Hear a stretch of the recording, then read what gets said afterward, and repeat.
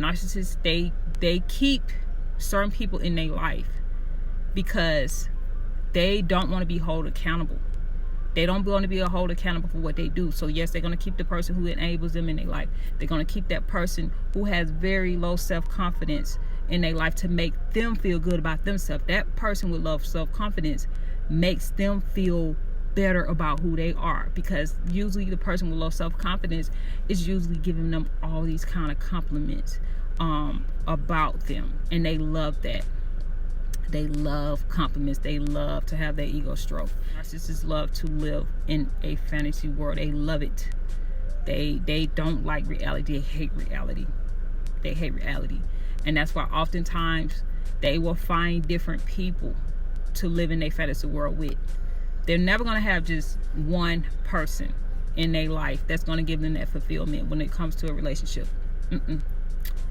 They're never going to have just that one person, because they require a lot more than what anybody can possibly give them. And my ex-husband, he told me that a lot of the traits of a narcissist, it starts from childhood. It comes from certain things that was not given to them as a child. So when they get older, they constantly seek those things from other people, seeks that attention, seeks that validation, and a lot of times the abuse that was done to them, they tend to grow up and they become the abuser. And this is why it's so important for people, period, whether you're a narcissist or not, to get counseling. To deal with your childhood issue. I'm not here to knock anybody. I don't believe in knocking people. I don't believe in bashing people, because I believe we all have issues. I'm here to just share my experiences with narcissists, because I've been with several. I've been in friendships with several, and to help people who may be one and don't recognize those things in themselves, and to also help other people to heal, because it's all about, I want people to heal, whether it's the narcissist or the person who has been affected by a narcissist. I'm all about healing. We have to heal. We can't keep holding on to the things that people have done to us in our past, because it does affect our future. It's gonna hurt. Yeah, it's gonna hurt for a minute, but at some point you're gonna have to let go of all that stuff that people have done to you. If you're still living in a house with a narcissist, yes, it's kind of hard to get over, because you're still dealing with that. And if that narcissist has not recognized, hey, what I'm doing to you is wrong, yeah, it's still gonna affect you. But at some point, either you have to make a decision to walk away and let them heal, or whatever you choose to do. But you have to make a choice that's best for you, because you cannot continue to let anybody abuse you in any kind of way. You cannot do that.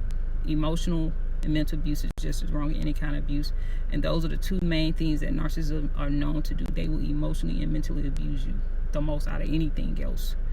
There will be some physical at times, but it will be emotionally, and mentally, because they love to get into your head. They love to make you feel bad about yourself and to make you feel bad about other things, because a narcissist is always a victim. They're a victim in everything. It don't matter if they did something wrong, they're the victim. So it is hard when you're living with one. So I do understand. But like I said, you have to make a decision whether or not this is how you want to live your life. Can you handle it? I had to make a decision for my health, for my mental health, and also for my kids. And it worked out better that way. It really did. And I have no hate in my heart for my ex-husband. I have forgiven him. I've healed.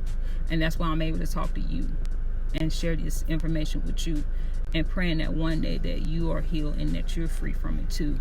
That when you talk about it, you're not crying over it anymore, because for a long time I was crying over it. For a long time I would sit and I would have triggers. Like, I would be somewhere and something would trigger something that happened in my marriage, and I would get mad all over again, or I cry. Or there was times when I would text him or call him and fuss at him about things that happened 10 years ago. We done, we over with, but I'm still holding on to the things he did to me 10 years ago. And I'm so glad that I'm at a place now when I can talk about it and I'm cool with it. I'm healed. And that's where I want everybody to be at. I want everybody to be at a place where they're healed and they can talk about their past experiences, because your past experiences, whether you believe it or not, good and bad, will help somebody else to come out of their situation they're in. So never be ashamed of it. Never be afraid to tell your story. Never worry about if somebody's going to judge you. Okay? Don't worry about that, because everybody got their past. Everybody got they stuff that they've done in the past. So there's nothing to be ashamed of. We're here to, I believe, our purpose is here to help people, to help the next person along. And that's what I want to do for the rest of my life. I want to help people. I went to school to become a counselor. I have a degree in psychology, and I did it because I like helping people and I want to help people.